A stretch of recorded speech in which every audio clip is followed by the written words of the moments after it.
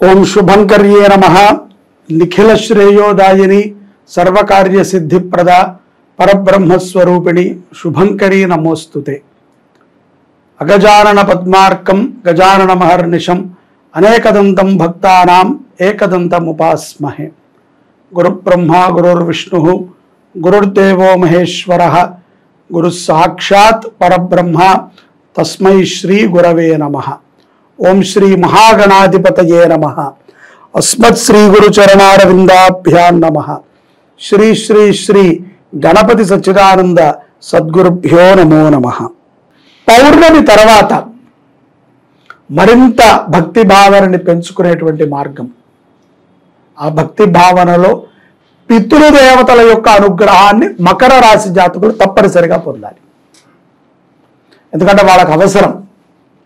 ఏలినాటి శనిలో ఎవరైతే గనక ఈ యొక్క పితృదేవతల ఆరాధనని నిష్ఠతో చేస్తారో అటువంటి వారికి శని భగవంతుడు పరిపూర్ణమైన అనుగ్రహాన్ని ఇస్తాడు.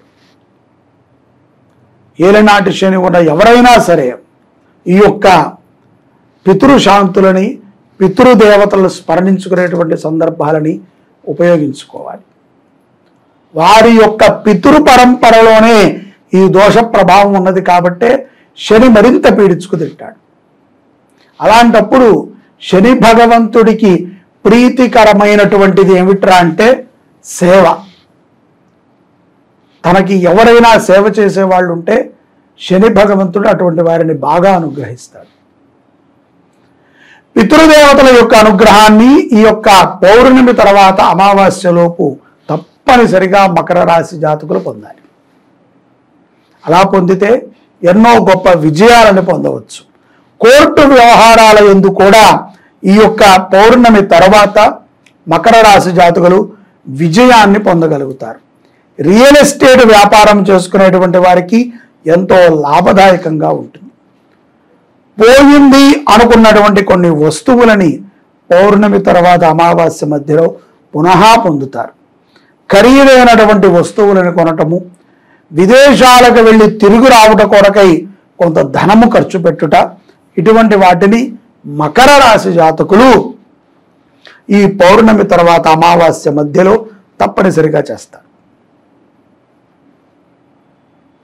ఈ యొక్క అమావాస్య మధ్యలో పితృకాలము అంటారు. పౌర్ణమి నుంచి అమావాస్య వరకు ఈ పితృకాలాలలో తప్పనిసరిగా పితరుల యొక్క ఆరాధనని చెయ్యాలి. బ్రాహ్మణుడికి స్వయం పాకాన్ని ఇవ్వాలి. తప్పనిసరిగా అన్నదానము, గోసేవ, గోసంరక్షణ అనేటువంటిది మకర రాశి వారి జీవిత లక్ష్యం.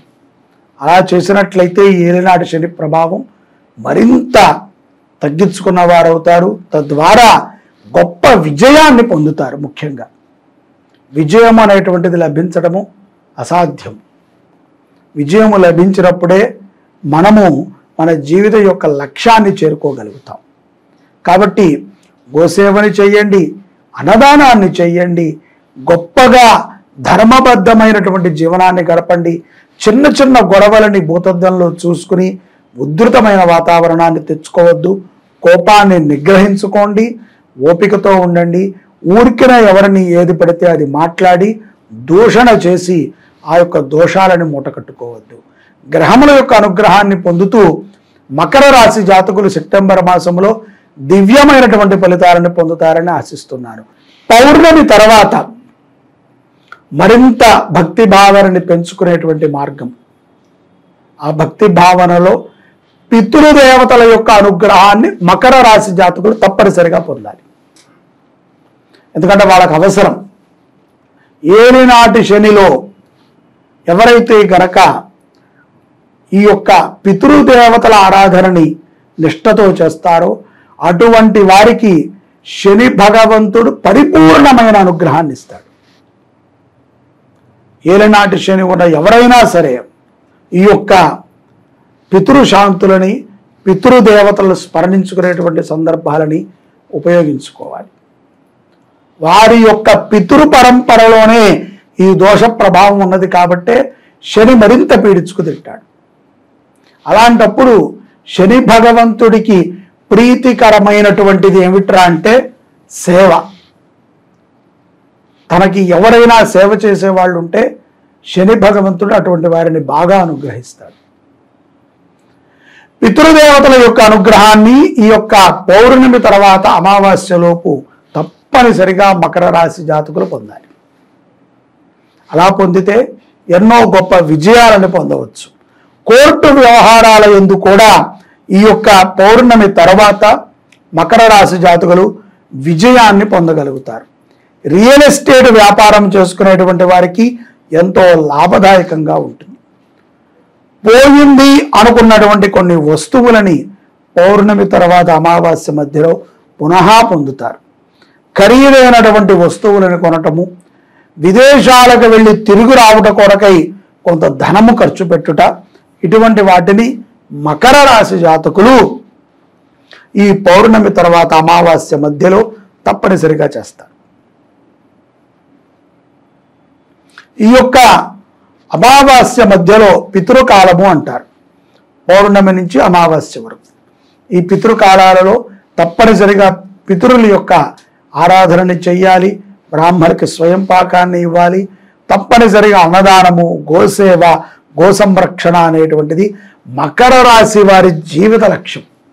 అలా చేసినట్లయితే ఏలినాటి శని ప్రభావం మరింత తగ్గించుకున్న వారవుతారు. తద్వారా గొప్ప విజయాన్ని పొందుతారు. ముఖ్యంగా విజయం అనేటువంటిది లభించడము అసాధ్యం. విజయము లభించినప్పుడే మనము మన జీవిత యొక్క లక్ష్యాన్ని చేరుకోగలుగుతాం. కాబట్టి గోసేవని చెయ్యండి, అన్నదానాన్ని చెయ్యండి, గొప్పగా ధర్మబద్ధమైనటువంటి జీవనాన్ని గడపండి. చిన్న చిన్న గొడవలని భూతద్దంలో చూసుకుని ఉధృతమైన వాతావరణాన్ని తెచ్చుకోవద్దు. కోపాన్ని నిగ్రహించుకోండి, ఓపికతో ఉండండి. ఊరికిన ఎవరిని ఏది పడితే అది మాట్లాడి దూషణ చేసి ఆ యొక్క దోషాలను మూటకట్టుకోవద్దు. గ్రహముల యొక్క అనుగ్రహాన్ని పొందుతూ మకర రాశి జాతకులు సెప్టెంబర్ మాసంలో దివ్యమైనటువంటి ఫలితాలను పొందుతారని ఆశిస్తున్నాను. సర్వే జనాః సుఖినో భవంతు. శ్రీ శుభంకర్యై నమః.